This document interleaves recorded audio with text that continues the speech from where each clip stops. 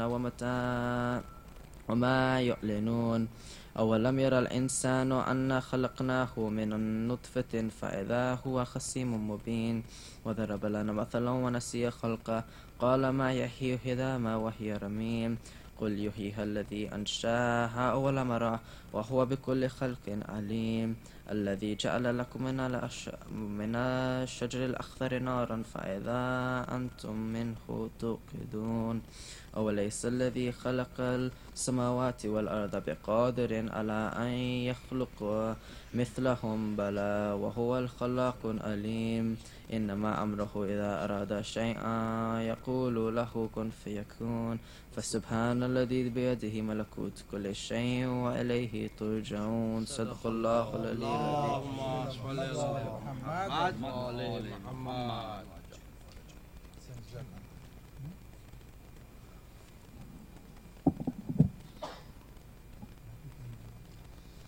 بر محمد وآل محمد صلوات.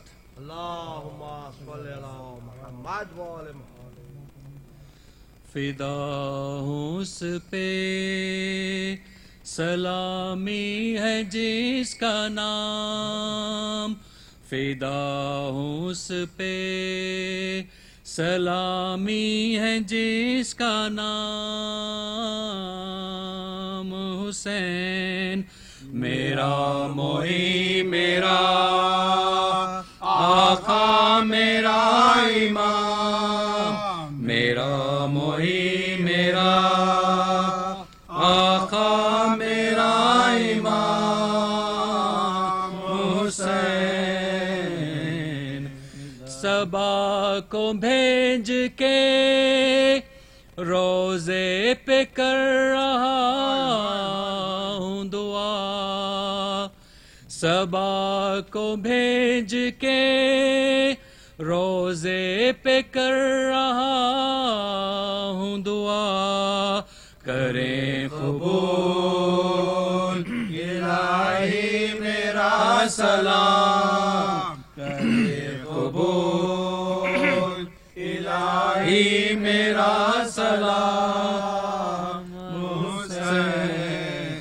سنا نہائے کسی سنگ دل نے لاکھ کہا، سنا نہائے کسی سنگ دل نے لاکھ کہا، رسول کا ہوں نواسا ہے میرا نام، رسول کا ہوں نواسا ہے میرا نام حسین. پناہ لیتے تھے دشمن نہ جل کے دامن میں، پناہ لیتے تھے دشمن نہ جل کے دامن میں، جو وار کرتے تھے لے کر علی کا نام، کرتے تھے لے کر علی کا نام حسین. میں اپنے دل کو بہت پاک و صاف رکھتا ہوں، میں اپنے دل کو بہت پاک و صاف رکھتا ہوں، کہ شاید اس میں کسی دن کرے قیام، شاید اس میں کسی دن کرے قیام حسین. فدا ہوں اس پہ.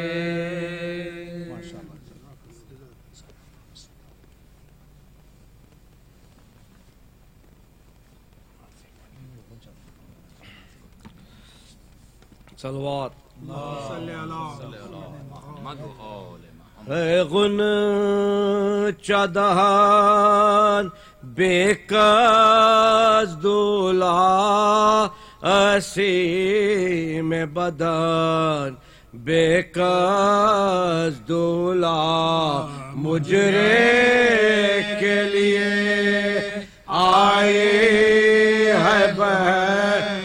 مجرے کے لیے آئی ہے اٹھو ناشاد دلہا بے کس دلہا اے غنچہ دنیا سے نئی یہ شادی ہے دونوں کی طرف بربادی ہے شبیر کی بیٹی بیوہ دلہا شبیر کی بیٹی بیوہ دلہا اور ابن حسن بے کس دلہا اے غنچہ یہ بے خبری مجھ سے قاسم چلتے ہیں میرے پہنچے قاسم کھلوا دو کہ الجھی جاتی ہے کھلوا دو کہ الجھی جاتی ہے کنگنے میرا ساتھ بے کس دلہا اے غنچہ اے خوف مجھے ناراض نہ ہو مرضی ہے تمہاری کیا بولو میں ہاتھ میں اب کنگنا رکھوں میں ہاتھ میں اب کنگنا رکھوں یا رکھو رسان بے کس دلہا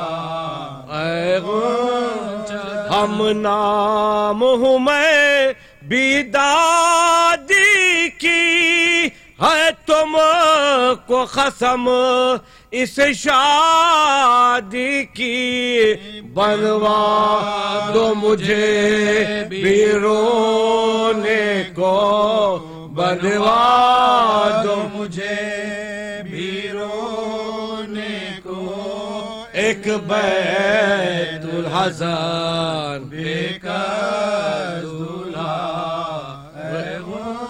تھا مجھ کو تمہارے گھر چلنا لازم تھا تمہیں مل کر چلنا راستے میں ہی مجھ کو چھوڑ گئے راستے میں ہی مجھ کو چھوڑ گئے ہے دور وطن بے کس دلہا اے غنچہ سب کہتے ہیں مجھ کو اب بیوہ بتلاؤ مجھے یہ بات ہے کیا جو لوگ مجھے کو کہتے تھے جو لوگ مجھے کو کہتے تھے کل شب کو دلہن بے کس دلہا اے غنچہ دہن صلوات زخمی جو رن میں قاسم گل پیرہن ہوا پیدا شہانہ جوڑے سے رنگ کفن ہوا باغ جنا رسول کو بیت الحزن ہوا اور فوج کی مشاعر کے غزن ہوا اور فوج کی مشاعر کے غزن ہوا گل تھا کہ رون ڈالا ہے لشکر کے باغ کو آغازیوں بجھا دو حسن کے چراغ کو آغازیوں بجھا دو حسن کے چراغ کو گھبرا گئے یہ سن کے سدا سرور انام عباس نامور سے یہ اس دم کیا کلام لو بھائی جنگ ہو چونکہ قصہ ہوا تمام آیا سوئے یتیم حسن موت کا پیام آیا سوئے یتیم حسن موت کا پیام ہم شکل مصطفیٰ کو بلا لو پکار کے مانگو دعا سروں سے امامے اتار کے مانگو دعا سروں سے امامے اتار کے یہ کہہ کے قبلہ رو ہوئے سلطان کائنات درگاہ کبریا میں دعا کی اٹھا کے ہاتھ اے خالق و زمین و زمان رب پاک ذات ان ظالموں کے ہاتھ سے قاسم کو دینا ان ظالموں کے ہاتھ سے قاسم کو دینا جا تو حافظ جہاں ہے کریم و رحیم ہے یا رب بچا اسے کہ یہ بچہ یتیم ہے یا رب بچا اسے کہ یہ بچہ یتیم ہے چلائی رو کے زوج ابا سے نوجوان یا رب ہے تو یتیم حسن کا نگہباں سن کر یہ گل دلہن کے بھی آنسو ہوئے روا لے کر بلائے ساز پکاری کے میری جان لے کر بلائے ساز پکاری کے میری جان خالق کرے گا رحم نہ آہو بکا کرو دولہا پہ بنی ہے میں صدقے دعا کرو دولہا پہ بنی ہے میں صدقے دعا کرو یا رب دلہن بنے مجھے گزری نہ ایک شب دولہا جو مر گیا تو مجھے کیا کہیں گے سب اب تک تو شرم سے نہ ہلائے تھے میں نے لب پر کیا کہوں کہ اب ہے میرے رو پر طلب اب کیا کہوں کہ اب ہے میری روح پر طلب شبر کے آفتاب کا وقت غروب ہے دولہا سے پہلے مجھ کو اٹھا لے تو خوب ہے دولہا سے پہلے مجھ کو اٹھا لے تو خوب ہے سہرے کے پھول بھی ابھی سوکھے نہیں ہے جو آ گیا پیام رنڈاپے کا یا الہ یہ عقد تھا کہ تھی ماتم تاکہ بیاہ اس بات ہوگا خلق میں کیوں کر میرا بعد اس کے ہوگا خلق میں کیوں کر میرا اٹھو جہاں سے دل برے شبر کے سامنے عورت کی موت خوب ہے شوہر کے سامنے عورت کی موت خوب ہے شوہر کے سامنے غش میں جھکا فرس پہ جو وہ غیرت خمار مارا کسی نے فرق پہ گرز تان کر برچھی لگی جو شیش کی ٹکڑے ہوا جگر گرتے تھے اسپ سے کے کمر پر لگا گرتے تھے اسپ سے کے کمر پر لگا تو تارخ کی کھا کے پکارے امام کو فریاد یا حسین بچا لو غلام فریاد یا حسین بچا لو غلام کو چھپٹے جو شاہ فوت پہ چمکا کے زلف خار بجلی گری یزید کے لشکر پہ ایک بار اس غیظ میں یمی سے جو آئے سوئے سیار بھاگے پھرا کے گھوڑوں کے باغوں کو بھاگے پھرا کے گھوڑوں کے باغوں کو سب بھاگڑ میں خون سے رن کی زمین لال ہو گئی دولہا کی لاش گھوڑوں سے پامال ہو گئی دولہا کی لاش گھوڑوں سے پامال ہو دولہا کی لاش گھوڑوں سے پامال ہو گئی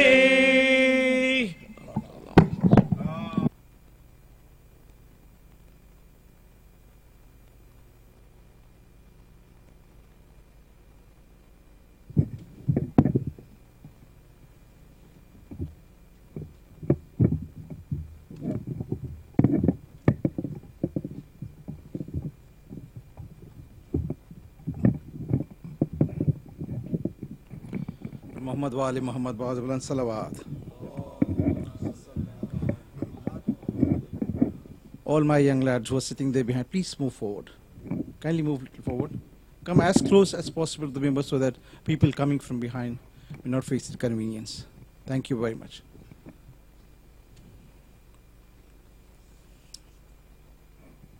Bari digar bawaze buland salawat.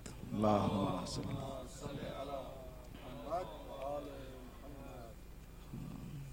Programs at Al-Noor will inshallah continue. The series of Majalises on global unity by the plan of Imam Hussain al-Islam will continue till the 12th of Muharram at this center. You're all requested to please be here on time, inshallah. The program starts immediately after the Namaz-e-Maghrib. Mu'mineen, we all know the great contribution of the Hussain campaign, how greatly they are benefiting the community by putting a larger picture to the whole world about the services, about the charity, about the various humanity programs that they're carrying on.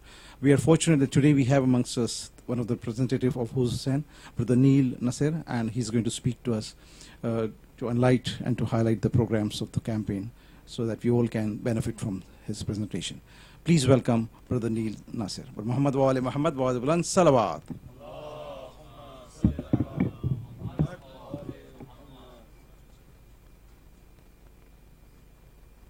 Muhammad wa ali Muhammad salawat. Muhammad. SubhanAllah, absolutely beautiful to come to this center. Thank you for inviting us. Alhamdulillah. The beauty of Muharram is we get the opportunity to go to different centers. And I've been blessed to go to about 5 or 6 different centers throughout Muharram and see different communities commemorating the name of Hussain. Beautiful to see this community come together. Close-knit community. Alhamdulillah Rabbil Alameen. Assalamu alaikum, brothers and sisters. My name is Neil Nasser, part of the Who is Hussain campaign, which is a global campaign set aside to help humanity in the name of Aba Abdullah Hussain alayhi salam. Salawat. Formed around about 5 years ago, alhamdulillah, with the blessing and the barakah of Imam Hussain alayhi salam, we're now in 60 cities around the world. And our ethos is to help with local causes, help people in need.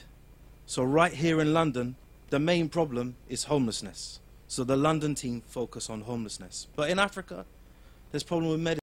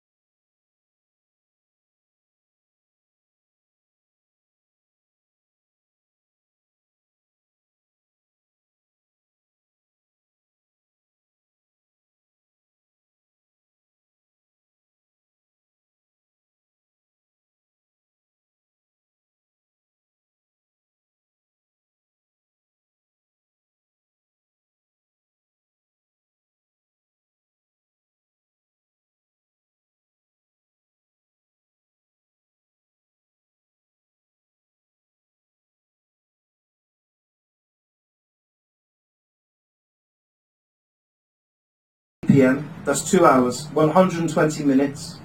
Does anyone know how many minutes are in a week? Over 10,000. Can you spare 120 of those?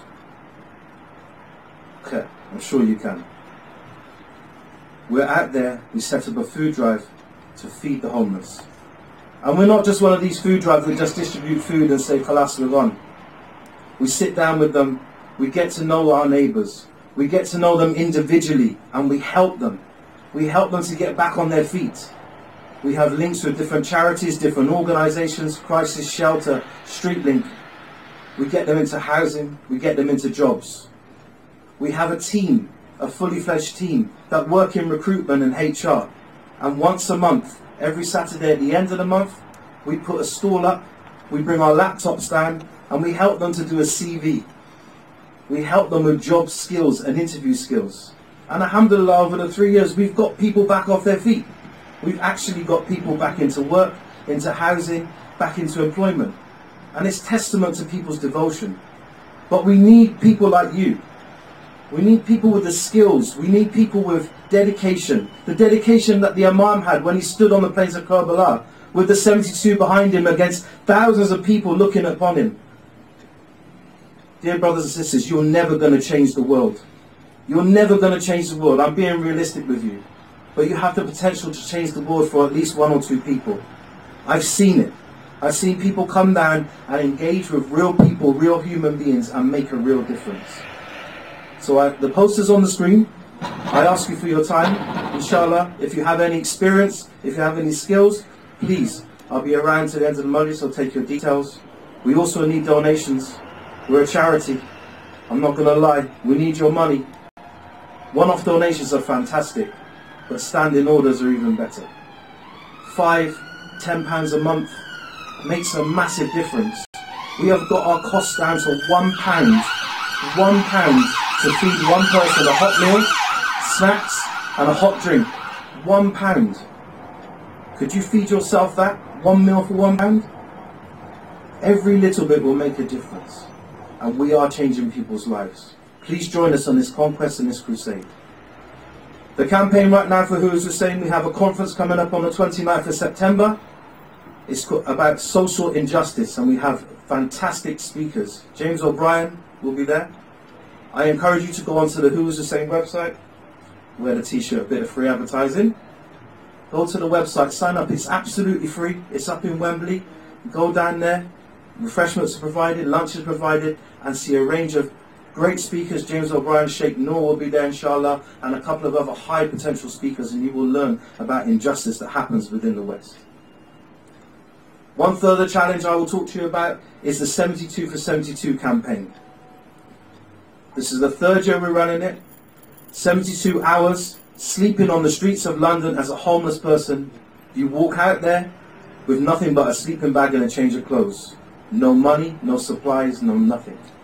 You go out there and you feel what it's like to live on the streets for 72 hours.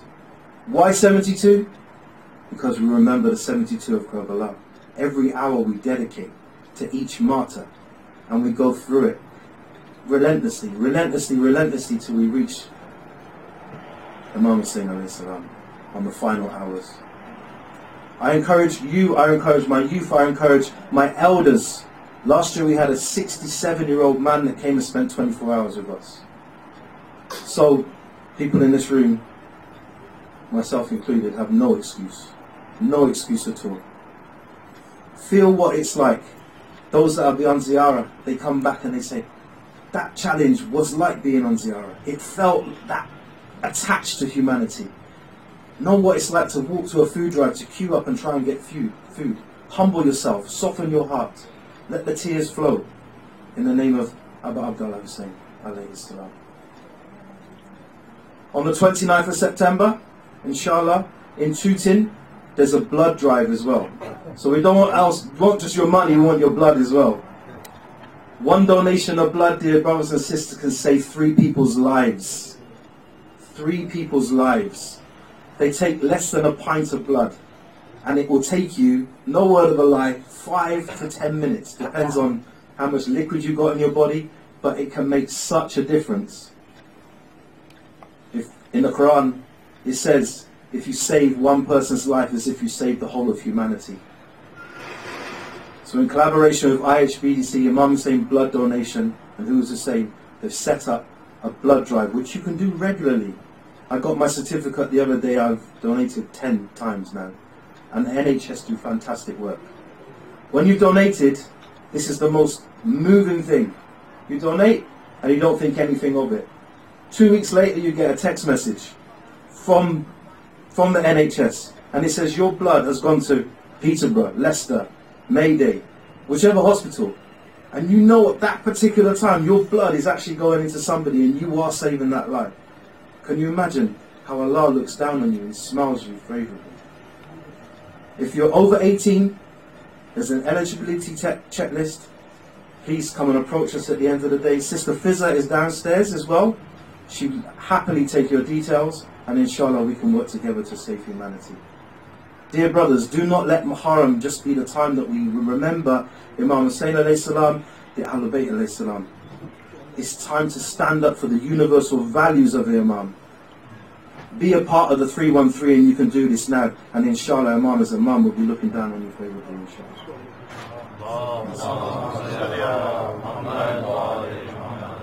I'll be around for the rest of the day, inshallah. I'm regular at Haydari, which is just down the road. If anybody needs any information, please approach me. Thank you so much for your time. Sallallahu Muhammad.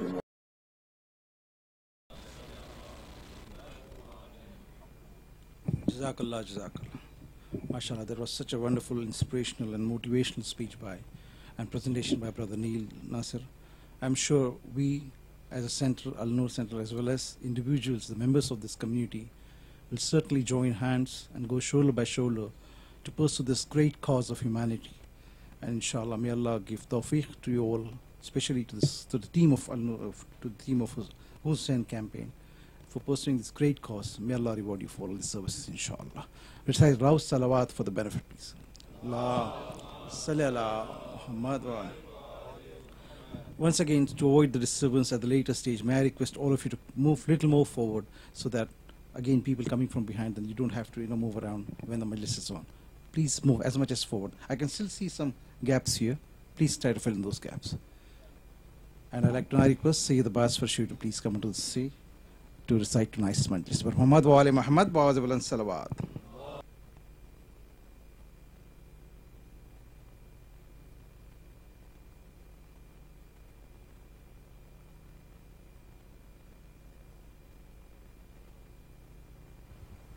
صلوا على محمد وآل محمد.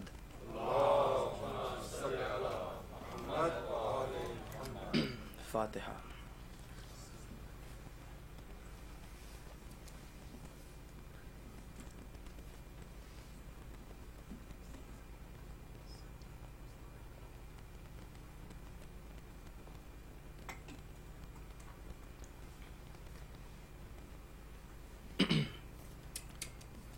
أعوذ بالله من الشيطان الرجيم. بسم الله الرحمن الرحيم. الحمد لله رب العالمين.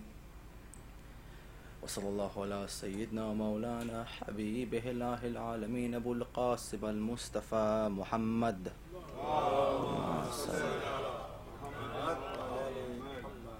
وعلى آل بيته الطيبين الطاهرين المعصومين المظلومين ولعنة الله على القوم الظالمين من الأولين والآخرين.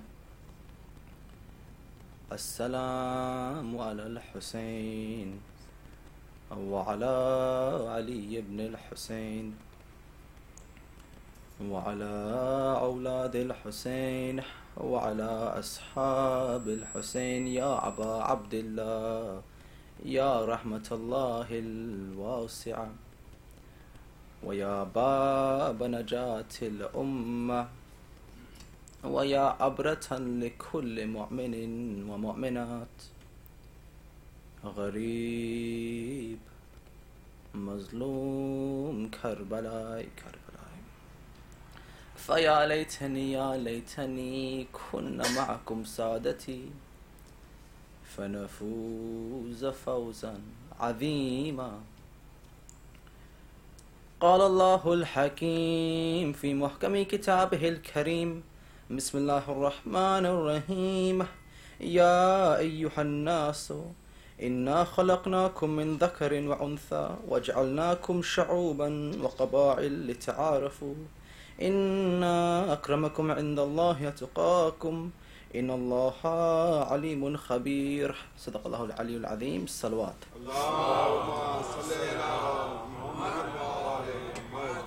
السلام عليكم السلام عليكم ورحمة الله وبركاته. Alhamdulillah, we have many blessed new faces to our series today.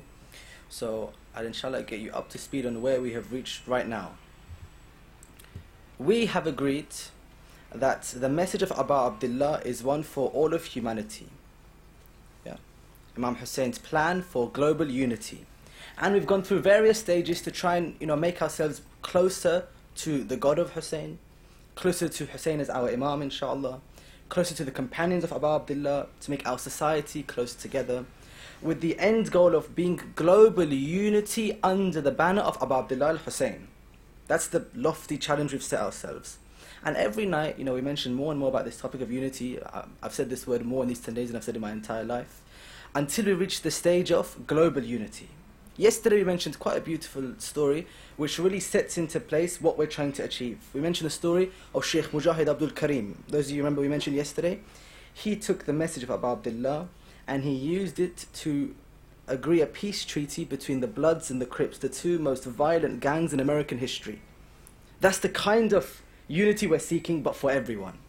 Okay, yesterday I mentioned that when we take this template for all of humanity, we will face two problems immediately, and they need to be dealt with in order to claim Hussain as even being universal in the first place. I mentioned the first problem, that's our discussion today, which is the problem of diversity, apparent problem of diversity. What do I mean? Before we can become one, we are many. We are many religions, humanity, many cultures, we speak many languages, we have many different ideas. Socially, we are different stages in life, generation-wise. These generations speak different languages sometimes to each other, culturally different. Our interests are all different, and yet we want to come together in unity. This requires some thought. How do we take many and make it one? Because if we're claiming Hussain is for everyone, then why hasn't he been embraced by everyone the way his Shia have embraced him today? We've embraced him because he's our Imam, yeah? It's our wajib for us to embrace him. But why haven't people in this country known of him before we got here 60 years ago? So it seems we need to address this problem. Now, many people will phrase the question like this: how can we have unity whilst we have disunity, whilst we have difference and diversity? In our discussion, we're going to say the reason we have unity is because we have diversity. That's why we have unity. We change it the other way. We're not here to say, let's bring everyone together and do an action. No, everyone's already together. We have to just remind them that you are one, despite your differences, you still have unity. So that's our discussion today, yeah? How can we solve this first of the two problems? Diversity. So inshallah, today we're going to firstly, establish this idea that we have unity because we have diversity. We are one because we are many, inshallah. That's our first aim. And once we establish this idea, we can then look at why. Why do we have difference? Why do we have diversity? And here we go to a really beautiful argument of Mullah Sadra, inshallah. And then we can see, how does Abu Abdullah have diversity in his group? How does he teach us to have diversity? And how can all of humanity, what are the practical ways that we can embrace Abu Abdullah despite our differences? And inshallah we'll also draw attention to how Hussain combats racism, inshallah. This is our discussion. If you are with me, and if you want to welcome our Imam, inshallah, to this discussion, Sallu ala Muhammad wa ali Muhammad. So what's the first thing we have to establish? Why, yarhamukumullah, is diversity a cause for unity? Why? We read it in the Quran, and we mentioned this verse a few days ago. Ya ayyuhan nas, so everyone, all people. Inna khalaqnum min dhakrin wa untha. You've been created in male and female. Okay. وَجَعَلْنَا شَعُوبًا وَقَبَائِلٍ. And you've been made in different tribes and peoples. إِلَّا تَعَارَفُونَ. So that you may know one another. Okay. A few nights ago we said that this verse proves what? It proves that just as being born as a male and female is natural, in the same way being born in your community and your diversity is also natural. It comes from Allah. Being male and female is from Allah, so is your diversity, so is your community, your race. Everything Allah intended for you. He meant you to be a man or woman, He also meant you to be from the specific community you're from. Also, this verse is لِتَعَارَفُوا, so that you may know one another. Yeah? And this verse is the individual, so not just, qawm know one another. Every individual needs to know one another, be they male, female, of different tribes or peoples. This verse applies to all of them. Know one another. In fact, when we mentioned this a few nights ago, we said that you can't know Allah until you know yourselves. Yeah? فَمَنْ عَرَفَ نَفْسُهُ فَقَدْ عَرَفَ رَبَّهُ. He who knows himself knows his Lord. And so to know yourself, according to this verse, you have to know one another. You have to have this diversity in order to know Allah. Okay, this is where we got so far. This idea that you are born male and female, and you're born in your tribes, you're born in your culture, why is this significant for our discussion? A community can only survive if its male and female proportion is balanced. For example, look at today, we have population in certain areas, yeah, where they have either too many women or too many men, and those populations have severe social problems. Look at Quraysh. They're burying their daughters. Of course, not the aristocracy, the rich people, they didn't. Many of them didn't, but the poor people were. And so that society was becoming skewed. So, just as male and female is natural, it's important to society. In the same way, every society should have some representation of different qaba'il wa sha'ub, different community, different tribes, different civilizations in one community. So the community for Allah has people of different diversity. Sallallahu Muhammad wa ali Muhammad. Shaykh Mutahari really likes this verse of Quran. He always mentions this, Ayatollah Mutahari, to argue for unity by saying that, look, your identity is one, technically your genealogy is one, yeah, your geography is one, everything is one, so why do you become disunified? So this verse is used for that function. Okay, let's continue this point, that we only have unity because we have diversity. We need each other and we need our differences to be one with Allah. وَمِنْ آيَاتِهِ, amongst the ayah of Allah, amongst Allah's signs, خَلَقَ السَّمَاوَاتِ وَالْأَرْضِ, He's created the heavens and the earth. وَإِخْتِلَافُ أَلْسِنَتِكُمْ, and He's created the difference of your tongues. Lisan, tongue, sinatikum, the different languages you speak. وَالْأُلْوَانِكُمْ, and your different dispositions, your different appearances, again it's from Allah Azza wa Jal. All of it's from Allah. Here we must stop for a second. We speak different languages, we come from different cultures, we come from different communities, but Allah is saying, I created all of them for one purpose, ayah, sign. All of these are signs of God, all of them. Which is why, again, Shaykh Mutahri really likes this point, that look, how beautiful is your ibadat? And how beautiful is the ibadat of the one you're praying beside? So why are you trying to go to God without the person next to you? So the point he makes is every community inhibits different qualities of Allah. In the same way, men and women, we have this belief that men embody the jalali qualities of Allah. Yeah, that the honorable qualities, men are born with them fitratan. We don't have time to go in, but that's our belief. And women are born with those which are jameel, those beautiful qualities of Allah. They are separated in this way. In the same way, different communities embody different names of Allah. So who are you to reject knowledge of Allah by rejecting someone from a different race? So, unity of Allah needs unity of the people. This is why we say that one color might be nice. It could be pretty, your favorite color. But a tapestry is real beauty. A painting is real beauty because all the diverse colors have come together. One note might sound pretty to you, might sound pleasurable to you, but a symphony of different notes is where the real beauty lies. So for ibadat, you may have your way of praying, your way of understanding Allah, but when you come together with people of diversity, then your ibadah becomes more beautiful, inshallah. This is why our Holy Prophet, Rasulullah Muhammad sallallahu alaihi wasallam, has a narration where he says that people are like teeth of a comb. Yeah? Teeth of a comb. Meaning what? The hadith finishes the teeth of one comb, huh? The hadith finishes here. They all have the same function, I'm saying now, they all have the same function. They are applied in the same way. They could have a different color, they could have a different pattern, but they're all standing in the same way. When it comes to ibadah, we stand in the same line praying to Allah. The same line, like teeth on a comb. It doesn't matter what I'm wearing or the way I look, no. Ibadah to Allah together. So this belief is what? We are not here to argue, we need to bring everyone together and use all these new societal means. No, people already fitratan want to be together. We're just reminding them. Okay, now the question comes, and it's a beautiful question, why? Why do we actually have diversity? Why do we have difference? Think about it, yeah? Your Lord is one. Do I have your attention, inshallah? Because Mullah Sadr has some philosophical concepts, inshallah, we can discuss. Your Lord is one. Your religion is one. Your aim in this world is one. And you are all from one Adam, you're all from one race, human race. So why are you born with difference? You all have an equal relation to Allah.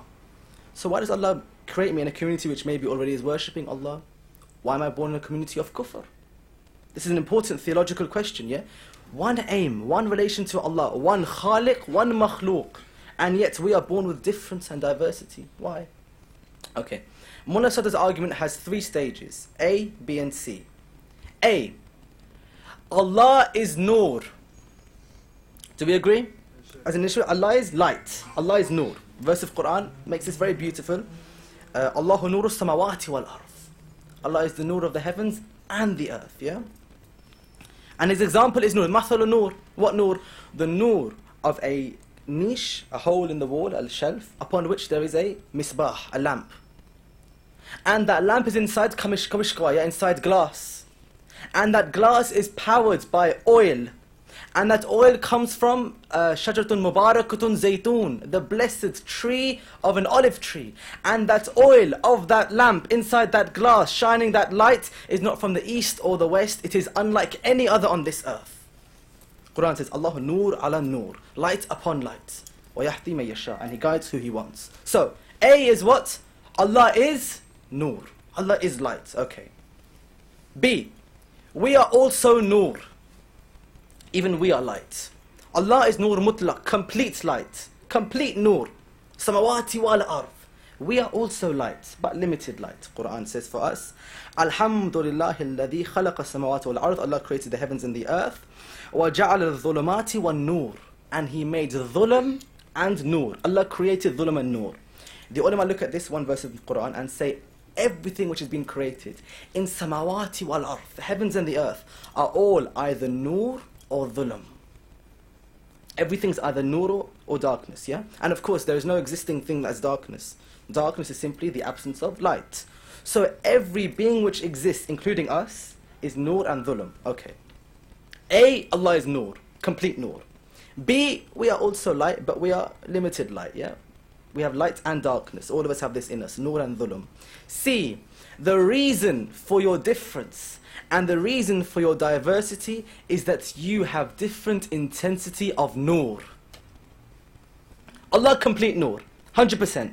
Me, 10%, 5%, 5% Noor, 95% dhulm, darkness. Maybe 10% Noor, 90% dhulm, yeah? What do we say in Ayatul Kursi? That's, how does Ayatul Kursi begin, Ali? Second verse. Allahu waliyul ladhina amanu yukhrijum min adh-dhulumati ila an-nur. Yeah? وَالَّذِينَ كَفْرُوا, and it's that kufr which takes you from Noor to dhulm. So Allah has created you in Noor, and you take yourself away from that Noor. So, the difference between you is your tazkiyah. How much have you worked on yourself? And how much of that Noor Allah has created you with have you preserved? So the difference is intensity. For this reason, what is unity? All unity is uniting my Noor with your Noor. All unity is using your light to get rid of all of my darkness, and using my light to get rid of your darkness, until we are only Noor. Noor ala Noor. This is Mullah Sadr's argument. Is there any real diversity? Is there any real difference? No, there is just different quantities of light.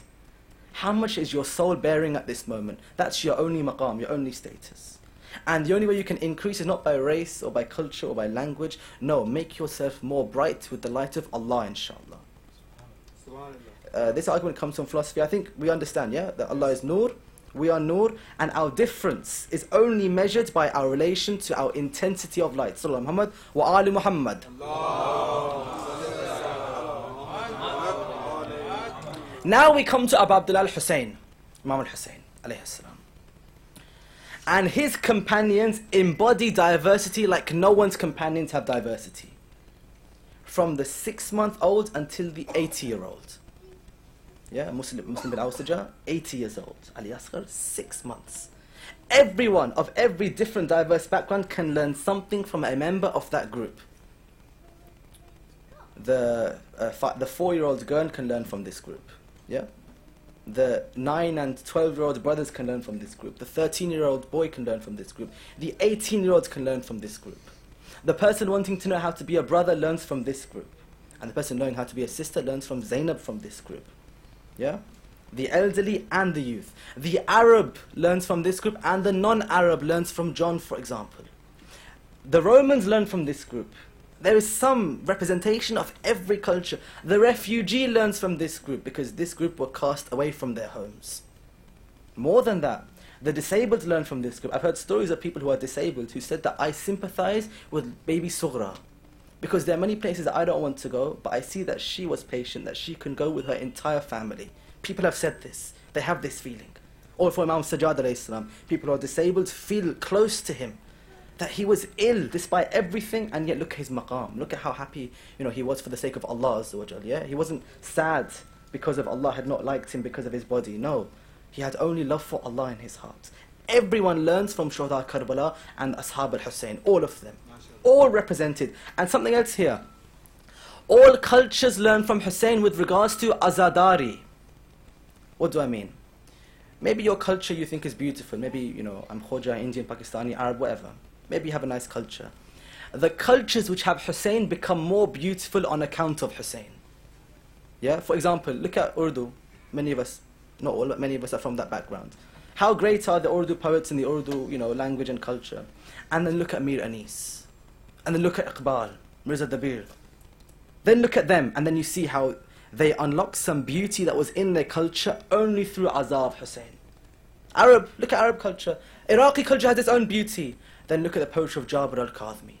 Yeah? Look at Basim Karbala'i, look at Ahmad Wa'ili. They unlock beauty from their culture, and that's where we are right now, in a really, special time in the West. Azadari only came to England, to the UK, with the Shias who came here, 50, 60 years ago, maybe 70 tops. So we are now in a really special age where people of this country, those who have grown up here and those who have reverted here, are learning to unlock Azadari from their own culture.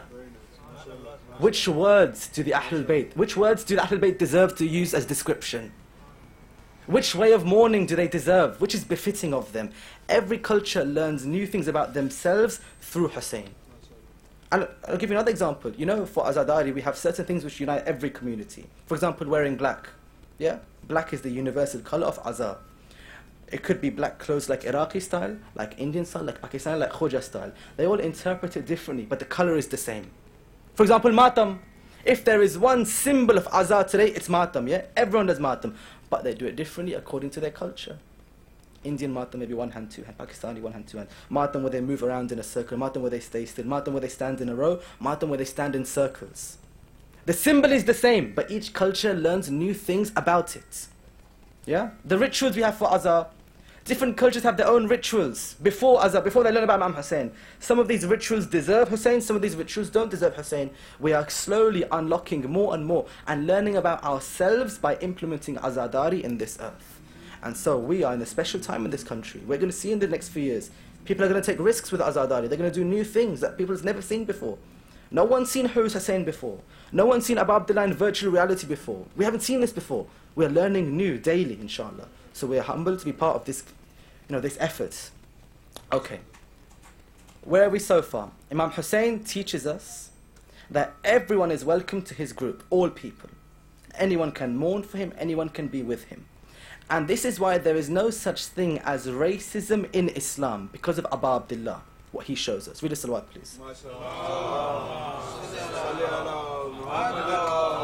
There are many ways to look at the Battle of Karbala, many different dimensions and angles. One angle, Imam Khomeini is very, he likes this angle, which we're going to look at now. He says that Yazid, alayhimullah, was desiring an imperial Arab state.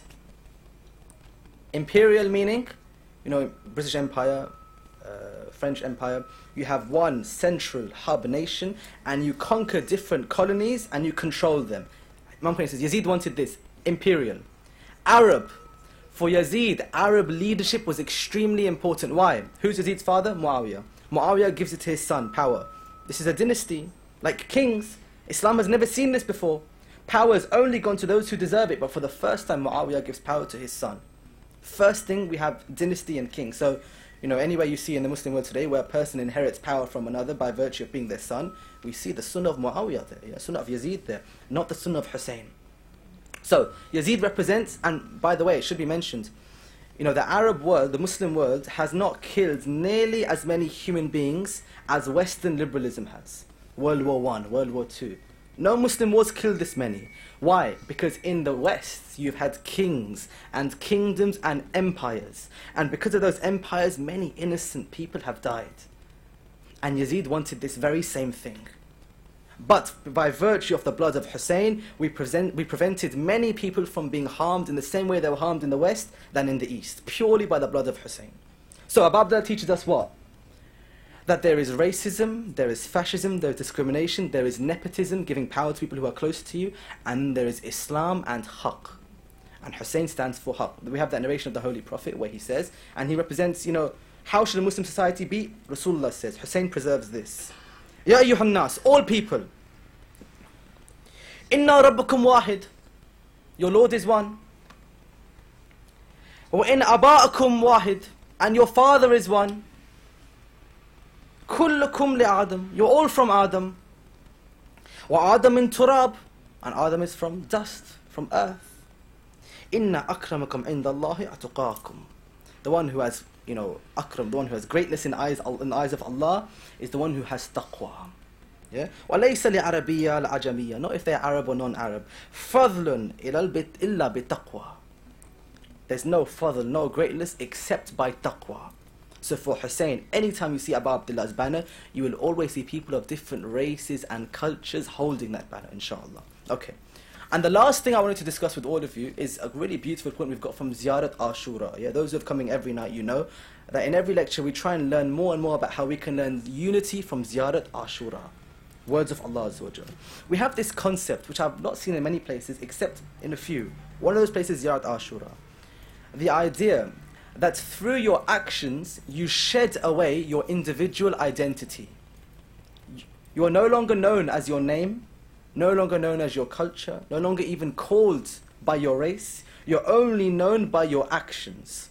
For example, we read in Ziyarat Ashura, Allahumma khussa anta awwala dhalimi billa'ani minni. Yeah, may Allah curse the foremost. Wabda bihi awwala. Firstly, the first. Wa thumma la'an, and then la'an thani, the second. Wa thalith, wa rabi. Allah do la'an on the third and the fourth. Wa la'an Yazid khamisa. La'an Yazid the fifth. Okay. This could mean many things. We're talking about unity. Yeah. One of the things which this could mean is that when you do dhulm, you are known only by your dhulm. You are not known by your name or your status. You're known as awwal. You're just the first who did dhulm. Or you're known as athani or thalith or rabi. You're given a number. And the number corresponds to how much dhulm you did. Your individual identity is lost. Your name is gone. History forgets all those things except how much dhulm you did. That's why we have this idea from Agha Hassan Zad Amali, one of our great ulama, who says that you are like a wall. And the sticks and the cement of that wall is your ilm and your amal. Bas. Your knowledge and your actions. And if they turn, this wall turns. And if they are weak, this wall crumbles. But if they are strong, this wall raises to the sky. Sallallahu Muhammad wa ali Muhammad.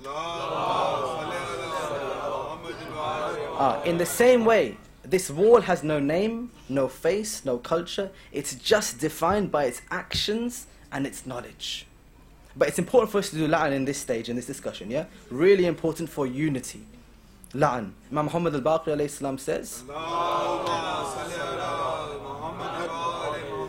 he says that if you want to unite with Allah, and if you want it to be that you see Allah and He sees you, no veils between you and your Creator, no veils, then he says do three things. Love Ahlul Bayt, curse their enemies, and follow your Imam. Just loyalty. And Allah will remove the veils between you and your Creator.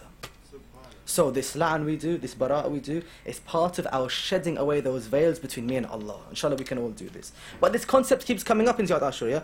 Allahumma la'an awwala dhalimi, dhalim haqqa Muhammad wa ali Muhammad, wa akhirin tabihin lahu ala dhalik. May Allah curse the first who did dhulm to Ahlul Bayt and the last. First meaning whoever the first was, and last being anyone today who is doing dhulm to Ahlul Bayt. Our only measure of the person is how much dhulm do you do to Ahlul Bayt and how much do you remember their haqq. That's the only way we measure a human being. What's your amount of dhulm? What's your amount of blessing? Which is why for us, when we see dhulm of Ahlul Bayt today, yeah, when we see, Janatul Baqi, for example, what they've done to Baqi, we are indiscriminate. Those who closed Baqi, we curse them. And those who helped and funded closing Baqi, we curse them. We don't care where they're from, east or west. Those are our Ahlul Bayt, the world's Ahlul Bayt. Yeah? Those who are happy while it's closed, we curse them too. And those whose strategic objectives are met whilst Baqi being closed for the Muslims, we curse them too. East, West, Muslim, non-Muslim, Arab, not Arab. They live in a black house, they live in a white house, we don't care. If they are oppressing Ahlul Bayt, our la'in is on them abadan. And there we get true unity, yeah? All people uniting to stop dhulm to Ahlul Bayt. Okay. The last thing I'll mention on this topic is that, we use this dhulm that happens to against Ahlul Bayt, and we try and unify with those who are against this dhulm. Last thing in today's lecture, we read in Jawat Ashura. وَلَعْنَ اللَّهُ عَلَى زِيَادُ عَلَى مَرْوَانَ. We mentioned this yesterday, we la'an on these individual people. وَلَعْنَ اللَّهُ بَنِي أُمَيَّةَ قَاطِبَةً. La'an on Bani Umayyah all together. وَلَعْنَ Ibn Marjana, وَلَعْنَ Umar ibn Sa'ad, وَلَعْنَ الله الشمر ولعن الله أمة أسرجت والجمعت وتنقبت لقتالك. Okay, 2 gems are in these lines and then I'm done. First gem. We agreed yesterday that when we do la'an on certain individuals, we're not cursing people, just people. We're cursing qualities. So for example, we said yesterday Ziyad represents what? He represents enmity, but also intolerance. Yeah, he was really intolerant to believers. And he represents, what was Ziyad's thing? He represents dhulm and zina, yeah, because he was born from adultery. So we're cursing those things.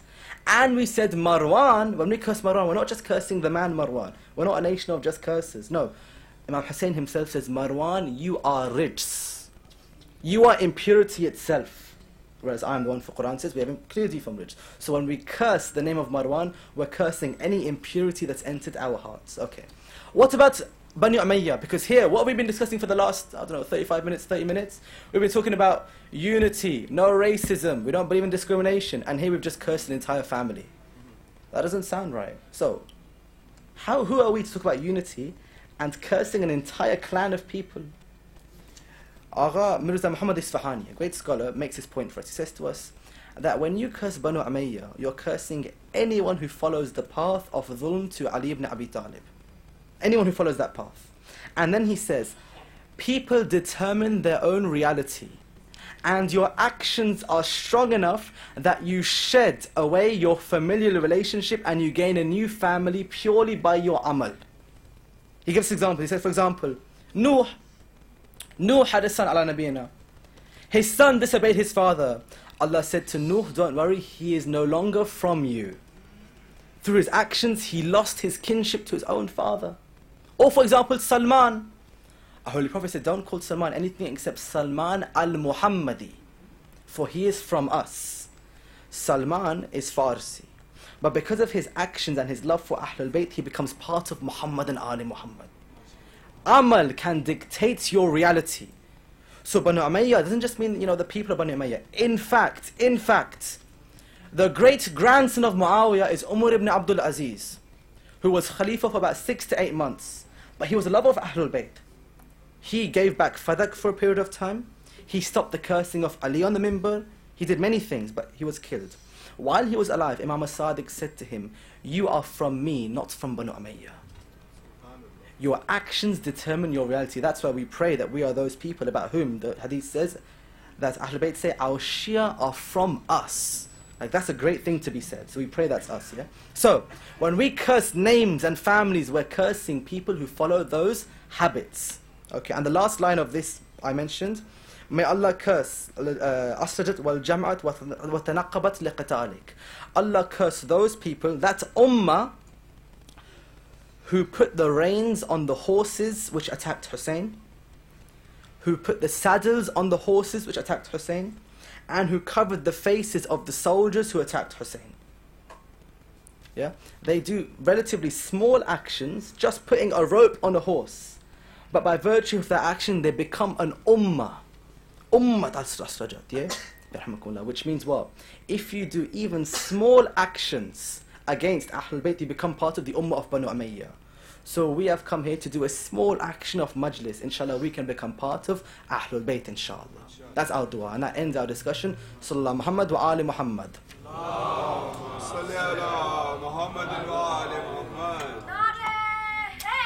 Ya Ali. So today we have seen that there is unity in diversity. And Abu Abdullah teaches you continually that my message is strong enough to unite all people, irrespective of their background, their gender, their race, their culture. Doesn't matter. If they have a heart, they can cry for Hussain. And that's all it takes, yeah, to be part of this group. Just love. Okay. We mentioned that there were two problems, potential problems, to taking the message of Hussain universally. The first potential problem, which inshallah we've resolved today, or we've done some service in resolving, is diversity. Why can this person have Hussain? They're not from him. Everyone can have Hussain. The second problem, which is the most important problem, is the problem of disagreement. Tomorrow's discussion on disagreement might be, the most important of this series we've had. Certainly it's, for me, the most important discussion.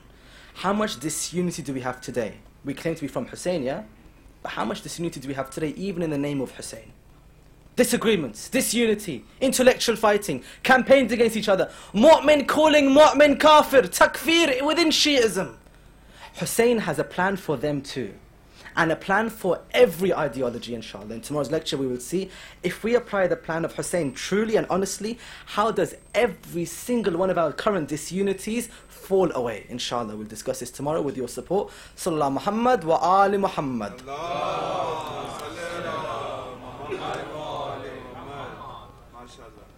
Now, inshallah, let us turn to the Masahib of Abu Abdullah al-Hussain, inshallah. Ya Abu Abdullah. For me, today is the hardest Masahib I've always found. And that's the musibah of that 13-year-old boy called Qasim ibn al-Hassan. Qasim. No one has had a death like Qasim, no one. Every single body was trampled or partly trampled after their death. But only Qasim was trampled while he was alive. This young boy, who on the day of Ashura is just going to his uncle saying, Ya Ammi, please let me fight. This young boy and his death, so severe. On the 9th of Muharram, the narrations say, Abu Abdullah gathers everyone in one tent and says to them that I am lonely and tomorrow they only want to kill me. Just me. So he says, if you want to leave, go. This is Hussain. How majboor is he? That the few who come to him, he says, you can go, I won't hold it against you, leave me. Ya Abu Abdullah. But one by one they say, Hussain, we will never leave you. Burair says, Abu Abdullah, if my body is cut into 1,000 pieces, each piece will follow you into battle. These are his people. So one by one, the companions come to Abu Abdullah and he tells them, this will be your maqam tomorrow. You will fight here, you will die, you will have this maqam in Jannah. One by one they come to him. He calls all of them and his family. But he does not call Qasim, Ya Allah, not this boy. His heart can't bear calling the son of his brother Al-Mujtaba towards him. He doesn't call Qasim. So Qasim himself goes to his uncle and says, my uncle, you've called everyone and told them their maqam, but you won't call me. Have I done something for which you won't allow me to fight tomorrow? Will I not be martyred tomorrow? Abu Abdullah says to him, oh my son Qasim, even my 6-month-old son Al-Yasghar will be martyred tomorrow. Even he will be martyred. So he says to him, Qasim, how do you want to die? Why do you want to die? What do you find death in the way of Allah? And Qasim replies, my uncle, death to me is sweeter than honey. Ya Allah, this child, ahla min al-asr, yeah? 13 years old, this boy.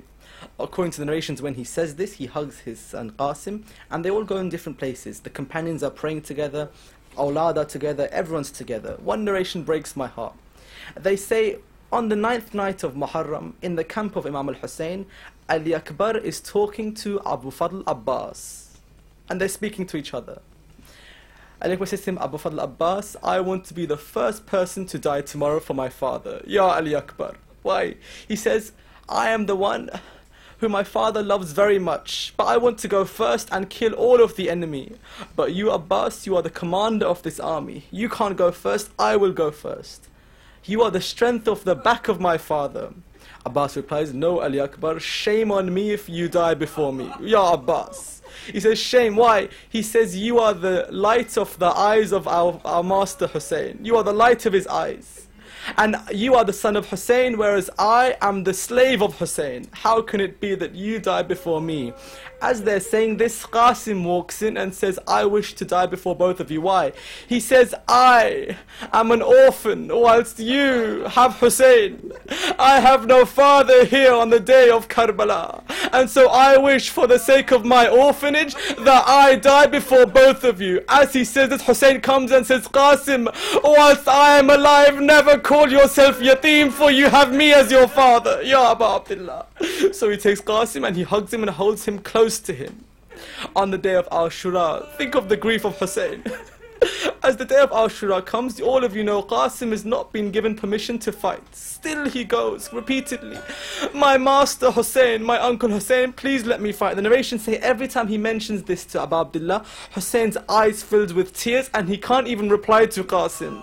He only sees the face of his father, Imam al-Hassan. But as you know, Qasim goes and gets the letter. Yes, this letter, which broke Hussein's heart, this letter. This letter he takes to his father and says, you won't listen to me, Ya Abu Abdullah, but my father gave me this letter and said, when the day comes, you give it to your master Hussain. Ya Abu Abdullah. Hussain opens this letter. I think the moment he saw who it was from, he must have wept from then. He opens the letter and it says, oh my son Qasim, there will come a day when Hussain will be alone, surrounded by thousands. And on that day, you must represent me. Now think for a moment, Abu Abdullah. When was the last time Hussain saw his brother? The last time he saw him, Hassan was on his deathbed, and he was so ill, Hussain was next to him, that he was vomiting flesh and organs from his body. Ya Imam al-Mujtaba. How violent was the poison on Imam al-Hassan, that his own organs are coming to his throat. Ya Allah. As Hussain sees him, he says, my brother, I weep on account of your pain. And Hassan says, don't cry for me. La yawm yawmuka ya Abu Abdullah. There is no day like yours, ya Abu Abdullah. Today I have one wound, one poison. Abu Abdullah, you will have arrows covering your body. Don't cry for me. Hussain's thinking of that, Imam, when he opens this letter and says, how can I say no to you now? He closes the letter and he gives it to him. Hazrat Qasim goes and prepares for battle. The narrations say he puts on his armor. When he goes to Abu Abdullah, he hugs Hussain. Hussain hugs him. Qasim starts weeping. Abu Abdullah starts weeping. Both of them fall unconscious from their weeping. The uncle and the nephew, both of them fall unconscious from their weeping. They rise and Qasim says, I will go now. Give me permission. Abu Abdullah says, go. You have your permission. Your father has given you your permission. Qasim rides out. As this young child rides out, the narrations say, he says, I am Qasim, son of Hassan, son of Ali. Fight me if you dare. This young child. And they say he fights so valiantly. Hamid ibn Muslim says, it is as if a piece of the sun fell to the earth and started riding towards us. This Qasim. But which Qasim? Qasim who sees death as nothing, sweeter than honey. For while he's riding, they say, this Qasim, Ya Allah, Ya Qasim, as he's riding, his sandal becomes undone. The strap becomes undone. And Qasim has no fear for the enemy. He gets off his horse, he ties his sandal on, and he continues riding towards him. No fear for the awlad of Ali. He keeps riding towards them. As he rides, they say Qasim kills 40 of the enemies in his initial ride towards the enemy, continuously. He's fighting like Ali ibn Abi Talib. But they say as he gets deeper and deeper into the ranks of the enemy, they start going around him and they start surrounding him. Ya Qasim, this young child. They are surrounding him. Hamid al-Muslim says, as I watched, I saw that this young child, this sun which fell to the ground, was now surrounded by spears and arrows. And all around I saw they kept striking him and he kept defending himself. As he's there, Umar ibn Sa'd says, Wallah, I will take this boy from Hussain. Hamid says, why? He's already surrounded. Umar ibn Sa'd says, no. So the narration says, Umar ibn Sa'd rides towards Qasim. He makes a parting and he takes his sword and strikes the face of Qasim ibn Hassan ibn Ali ibn Abi Talib. As he strikes him, Qasim's body falls to the ground. As he falls, he says, Assalamu alayka ya Aba Abdullah. But before he can speak anymore, the horses have come to trample his body. Still, Assalamu alayka ya Aba Abdullah. But still the horses are coming. From the left they trample his body, and from the right they trample his body. 13-year-old boy Qasim, who could barely sit on the horse, is now lying on the ground. One piece there, one piece there. Ya Qasim. Now Abu Abdullah is watching, but he doesn't understand what's happening, so he runs to the battlefield. They say as Hussain is running, he keeps seeing different strange things on the ground in front of him. He sees a limb here and a bit of flesh there, a pool of blood here and the armor there. He says, Qasim, wallah, what has happened to you? They say as he comes towards him, he sees Qasim lying on the floor. Already he's been shaheed. Abu Abdullah, the narration says, Abu Abdullah comes to him. His feet are in front of the head of Qasim. He's looking down at him and he says, it is shameful for me that you called and I could not answer. Ya Abu Abdullah, it is a matter of regret for me that you... And then he says, and even when I have come, what can I do for you, Qasim? Even when I am here, what happiness can I give you? What solace can I give you? So the narration says, Hussain tries to lift Qasim, but every time he lifts him, his body falls between his fingers. Ya Abu Abdullah. He sees the face of Imam al-Mujtaba here, so he lifts this body. The narration says, as he holds him, he's hugging him by his chest, but while walking, the feet of Qasim are dragging on the ground. Why? Why? Because the body has been trampled so much that one limb is barely connected to the body of Qasim. Ya Allah, this child Qasim. So he walks with him, and where does he put him? He puts the body of Qasim beside the body of Ali al-Akbar. Why? Because when Hussain sees Qasim, he only sees a son. Ya Allah. But also he sees the face of his brother. I think Hussain really missed Imam al-Mujtaba on that day. For even the last face Hussain saw before he was killed, the narration said, was the younger brother of Qasim. The narration says that on the day of Ashura, everyone has left. Hussain is lying alone. While he's lying there, he says, is there anyone to help me? For the final time. As he says this, Abdullah, the younger brother of Qasim, who's still there, runs from the arms of Zainab into the Maqtal. This young boy, Abdullah, the youngest son of Imam al-Hassan. As he runs, he jumps on his uncle and says, oh my uncle, I am here for you. Ya Allah. Zainab tries to pull him, but she can't. As he's on the chest, Shimr is walking towards Abu Abdullah. Hussain says to him, are you ready for Shahadat? You are going to be with your father soon. The narration says, as he turns, Shimr raises a sword, Abdullah raises his arm, and the sword cuts the arm of Abdullah. He says, oh my father, oh my uncle, I have been cut by the enemy. Hussain says to him, go now, go to my brother, tell him I am coming soon. Inna lillahi wa inna ilayhi raji'un. Ridhan wa qadahi wa tasliman bi amri. Ya Allah. For the sake of Qasim, help every child, every orphan, inshallah. For the sake of Qasim, help every orphan and every widow as well, inshallah. Help every young boy and young girl who is homeless in this world, inshallah. And for the sake of Qasim, forgive us for all of our sins, inshallah. And for the sake of this Qasim and his sacrifice, make us closer to the zuhur of Imam al-Sahib al-Asr, inshallah. وآخر دعوانا الحمد لله رب العالمين. ماتم يا حسين.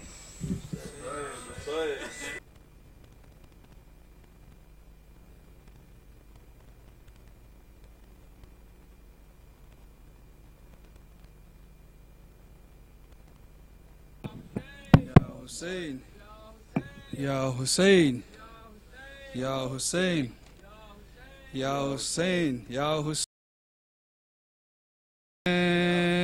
Ya Hussain, Ya Hussain, Ya Hussain, Ya Hussain, Ya Hussain, Ya Hussain, Ya Hussain. Haye rul gayi mehndi, haye rul gayi mehndi, haye rul gayi mehndi, haye rul gayi mehndi. آنسو بہاتی نوحہ سناتی جنت سے آئی قاسم کی مہندی. آنسو بہاتی نوحہ سناتی جنت سے آئی قاسم کی مہندی. آنسو بہاتی نوحہ سناتی جنت سے آئی قاسم کی مہندی.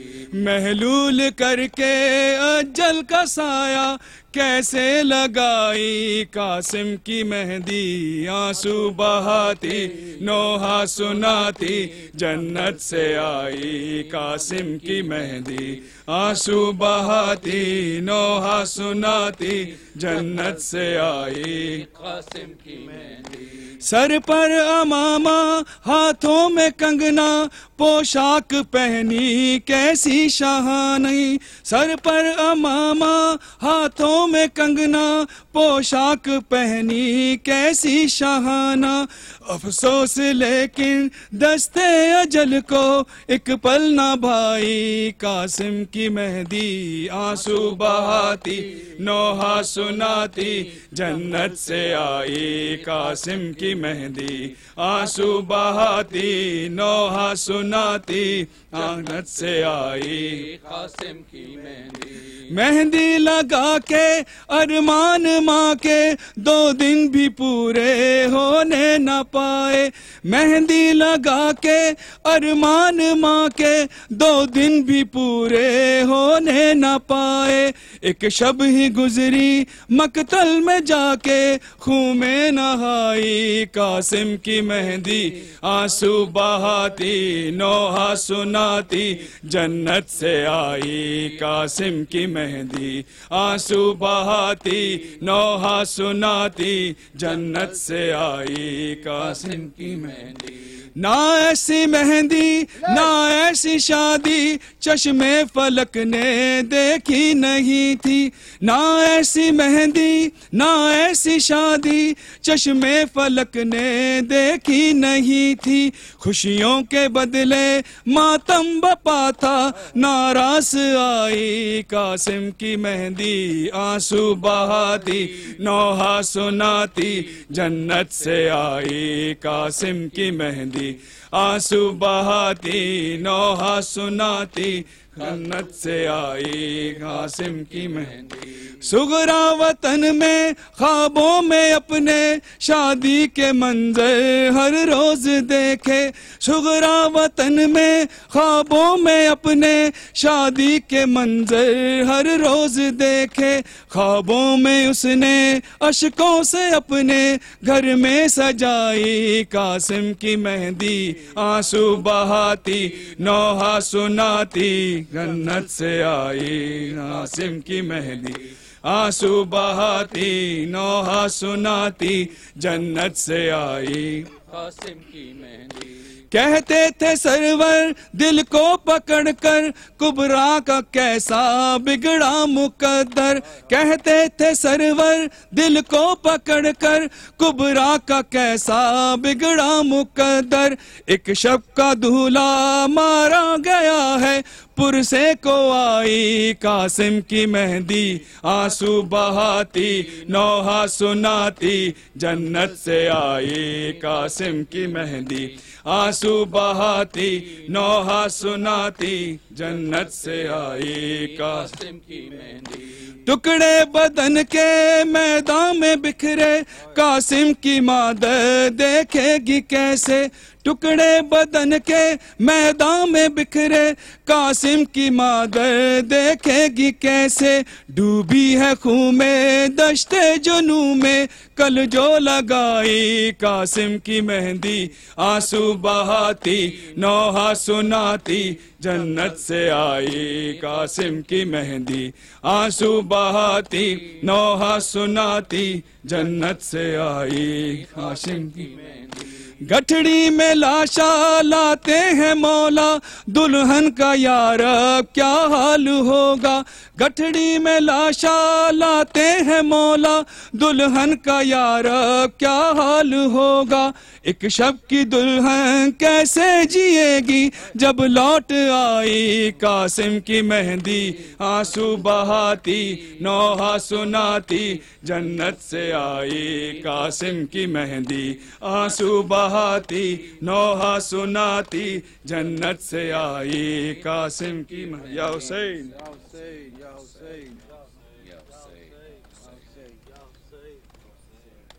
قیدی بن کر پابند رسول، لاشوں سے جو گزرے اہل حرم، ہر بی بی اپنے پیاروں سے ہوتی تھی ودا کر کے ماتم. ایک بی بی فاطمہ بنت حسن، پامال بدن قاسم کی بہن، کسی ایک جاتے رخصت نہ ہوئی، ٹکڑوں میں جو تھا بھائی کا بدن. کبھی اس ٹکڑے پر ہے قاسم، کبھی اس ٹکڑے پر ہے قاسم، اس ٹکڑے پر ہے قاسم، کبھی اس ٹکڑے پر ہے قاسم. ہائے ہائے قاسم ہائے قاسم، ہائے ہائے قاسم ہائے قاسم، ہائے ہائے قاسم ہائے قاسم، ہائے ہائے قاسم ہائے قاسم. کبھی صحرا دیکھ کے روتی تھی، کبھی غش کھا کے گر جاتی تھی. کبھی صحرا دیکھ کے روتی تھی، کبھی غش کھا کے گر جاتی تھی. پامال ہوا تھا بھائی جہاں، پامال ہوا تھا بھائی جہاں، اس خون پہ گر کر ہے قاسم. ہائے ہائے قاسم ہائے قاسم، ہائے ہائے قاسم ہائے قاسم. کبھی اس ٹکڑے پر ہے قاسم، کبھی اس ٹکڑے پر ہے قاسم. کس شان سے تم دھولا تھے بنے، کس شان سے تھی بارات چلی، کس شان سے تم دھولا تھے بنے، کس شان سے تھی بارات چلی. بیٹھی رہی دلہن حجرے میں، بیٹھی رہی دلہن حجرے میں، آئے نہ پلٹ کر ہے قاسم. ہائے ہائے قاسم ہائے قاسم، ہائے ہائے قاسم ہائے قاسم. کبھی اس ٹکڑے پر ہے قاسم، کبھی اس ٹکڑے پر ہے قاسم. فروان نے کہا بیٹا قاسم کہہ دینا دادی زہرا سے، فروان نے کہا بیٹا قاسم کہہ دینا دادی زہرا سے. غربت کی تمائی ٹکڑوں میں، غربت کی کمائی ٹکڑوں میں، بیجی ہے سجا کر ہے قاسم. ہائے ہائے قاسم ہائے قاسم، ہائے ہائے قاسم ہائے قاسم. کبھی اس ٹکڑے پر ہے قاسم، کبھی اس ٹکڑے پر ہے قاسم. اٹھ قاسم دیکھ تیری دلہن تیری لاش پہ رونے آئی ہے. اٹھ قاسم دیکھ تیری دلہن تیری لاش پہ رونے آئی ہے. کاش یہ شادی راس آتی ہے، کاش یہ شادی راس آتی، بس جاتا تیرا گھر اے قاسم. ہائے ہائے قاسم ہائے قاسم، ہائے ہائے قاسم ہائے قاسم. کبھی اس ٹکڑے پر ہے قاسم، کبھی اس ٹکڑے پر ہے قاسم. ہر سات محرم کو مہندی تیری یاد میں قاسم اٹھتی ہے. ہر سات محرم کو مہندی تیری یاد میں قاسم اٹھتی ہے. دولہا دولہا قاسم دولہا، دولہا دولہا قاسم دولہا، ہوتا ہے لہو پر ہے قاسم. ہائے ہائے قاسم ہائے قاسم، ہائے ہائے قاسم ہائے قاسم کبھی اس ٹکڑے پر ہے قاسم کبھی اس ٹکڑے پر ہے قاسم کبھی صحرا دیکھ کے روتی تھی کبھی غش کا کے گر جاتی تھی کبھی صحرا دیکھ کے روتی تھی کبھی غش کھا کے گر جاتی تھی پامال ہوا تھا بھائی جہاں پامال ہوا تھا بھائی جہاں اس خون پہ گر کر ہے قاسم ہائے ہائے قاسم ہائے قاسم ہائے ہائے قاسم ہائے قاسم اس ٹکڑے پر ہے قاسم کبھی اس ٹکڑے پر ہے قاسم یا ولدی یا جاسمی یا ولدی یا جاسمی یا ولدی یا جاسمی یا ولدی یا جاسمی یا ولدی یا جاسمی یا ولدی یا جاسمی یا ابن یقی یا جاسمی یا ولدی یا جاسمی یا ولدی یا جاسمی یا ولدی یا جاسمی بقیت ناری زینب یا ابن یقی یا جاسمی یا ولدی یا جاسمی یا ولدی یا جاسمی یا ولدی یا جاسمی یا ولدی یا جاسمی یا ولدی یا جاسمی یا ولدی یا جاسمی یا ولدی یا جاسمی یا ولدی یا جاسمی یا ولدی یا جاسمی یا ولدی یا جاسمی یا ولدی یا جاسمی حسین حسین حسین حسین حسین حسین حسین یا امام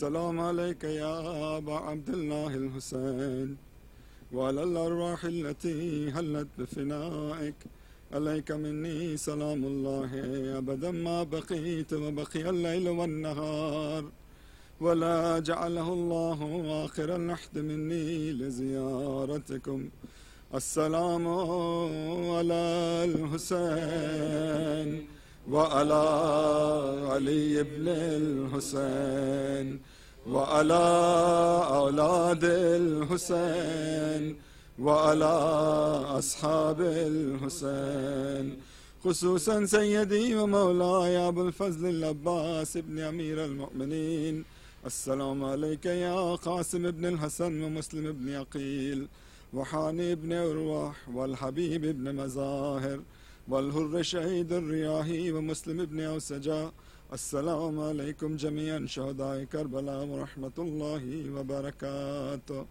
السلام عليك يا غريب الغرباء يا معين الضعفاء والفقراء السلطان أبو الحسن علي بن موسى الرضا كن شفينا وشفي والدينا في يوم الجزاء السلام على آبائك السبع وأبنائك الأربع السلام على أختك فاطمة المعصومة ورحمة الله وبركاته السلام عليك يا مولانا يا صاحب الزمان الأمان الأمان الأمان السلام عليك يا شريك القرآن يا مظهر الإيمان يا إمامنا وإمام الإنس والجان سيدي أجعل الله تعالى فرجك وسهل الله تعالى مخرجك وزهورك اللهم اجعلنا من أنصاره وآوانه وأتباعه وشيته والرازين بفعله والذابين عن والمستشهدين بين يديك السلام عليكم ورحمة الله وبركاته اللهم كل وليك حجة ابن الحسن صلواتك عليه وعلى آبائه في حسن السان وفي كل سان وليا وحافظا وخائدا وناصرا ودليلا وأينا حتى تسكنه أرزقا طوّا وتمتع